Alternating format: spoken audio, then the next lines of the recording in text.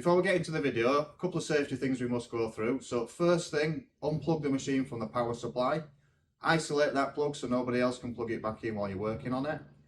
Wear some safety gloves because inside the machine is some very sharp edges. And lastly, if you're not confident doing this, contact your local repair agent to help you out.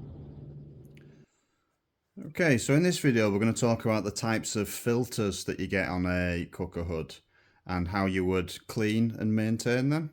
So the two most common ones you're going to see are this type here, which is just a stainless steel mesh filter, and this type here, which is what we call a carbon filter.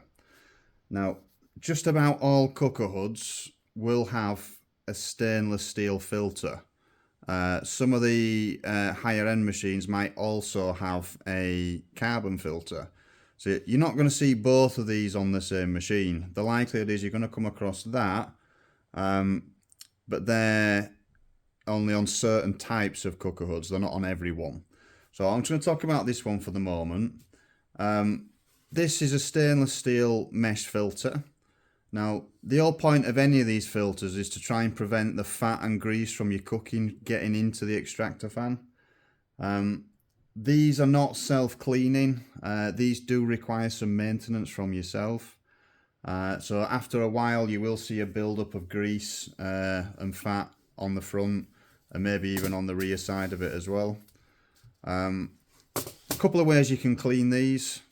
And it's worth pointing out, the cleaner you can keep these, the more efficient your extractor will work. So one of the best ways of cleaning it is just to take it to the sink, use a very mild soap detergent, and just very gently scrub it. You don't want to damage this surface, just very gently scrub it. And then obviously rinse it out. As it's stainless, you don't need to worry about it rusting. But you do need to be very careful if you're doing it by hand. If by some chance you happen to have access to a dishwasher, then I promise you these come up exceptionally well in a dishwasher. You know, they are stainless, so they are designed to go in things like dishwashers. So, you know, if you've got access to one of them, that's definitely the best way or the easiest way of cleaning these. If not, just very carefully and gently clean them by with your hands in the sink. As long as there's no physical damage to these, then these should last the lifetime of the appliance, as long as you clean them regular. When we get onto the carbon filters, however, I'd like to point out these are a one-shot deal. So the whole point of a carbon filter is it's very often found on extractor fans, cooker hoods, that recirculate the air into the kitchen. And what these do is, carbon is very good at absorbing smells and neutralizing smells before it's recycled back into the kitchen. The problem with it is once it has got saturated with oil, fat, grease, whatever, you can't clean these. At a certain point, you're going to need to replace these for new ones, but they still require you to physically remove and inspect them. So this is the inside edge, this particular bit here. So your extractor fan is going to be sat just above here. That's the leading edge. That's the first entry point for your steam, your fat, your grease. So this is where you're going to notice a build up first. And once you start to see a build up on the rear side of it, then you need to consider replacing this. Now I should point out, if a cooker hood has one of these, it's also going to have one, maybe two or three of these as well. So in theory, if you keep on top of cleaning the stainless steel side of it, then you can increase the lifespan of the carbon filter.